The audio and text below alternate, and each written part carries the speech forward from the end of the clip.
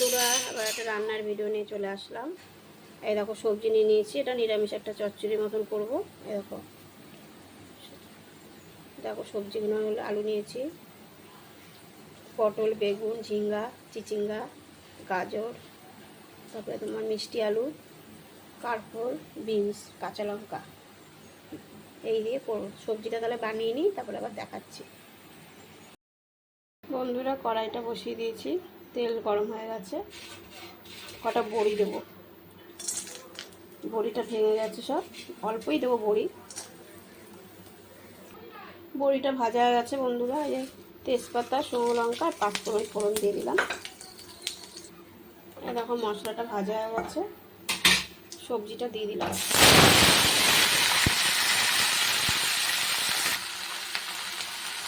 এই দেখো বন্ধুরা, কটা আমড়া দিয়ে দিলাম, টক লাগে, সবজিটা ভালো লাগবে খেতে।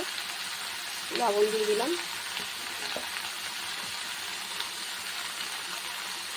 হলুদ দিয়ে দিলাম। এটা আজকে হালকাভাবেই করবো, কোনো মশলা দেবো না, এভাবেই করবো। যা গরম পড়েছে কোনো মশলা খাওয়া যাবে না।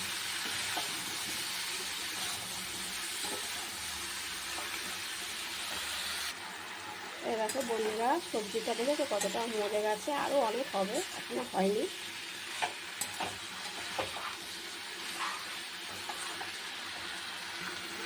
এই দেখো বন্ধুরা, সবজিগুলো সিদ্ধ হয়ে এসছে। দেখো পুরো আলুগুলো সিদ্ধ হয়ে গেছে। একটু হালকা বিশেষ জল না দিলে মাখা মাখা হবে না। এই দেখো হালকা অল্প একটু জল দেবো, বেশি না, এইটুখানি জল দিয়ে একটুখানি, জলটা না দিলে মাখা মাখা তরকারিটা হবে না। সব সিদ্ধ হয়ে গেছে বন্ধুরা।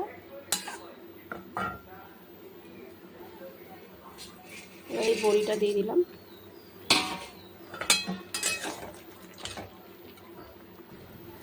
এই দেখো বন্ধুরা, রান্নাটা হয়ে এসছে। জানো তো আজকে একটা জিনিস নেই, ধনে পাতাটা নেই। ধনে পাতাটা হলে যে কি ভালো হতো। যে চিনি দিয়ে দিলাম, ধনে পাতাটা হলে সবজিটা খেতে খুব টেস্ট, মানে আমার ধনে পাতাটা খেতে ভালোই লাগে। সবজিটা হয়ে গেছে। এই দেখো বন্ধুরা, আমার রান্নাটা কমপ্লিট। কীরকম হয়েছে দেখতে কমেন্ট বক্সে অবশ্যই জানাবে।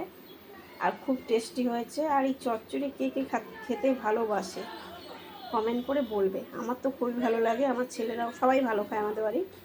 রান্নাটা খুব সুন্দর, তোমরা বানিয়ে খেয়ে দেখবো, ভালো লাগবে।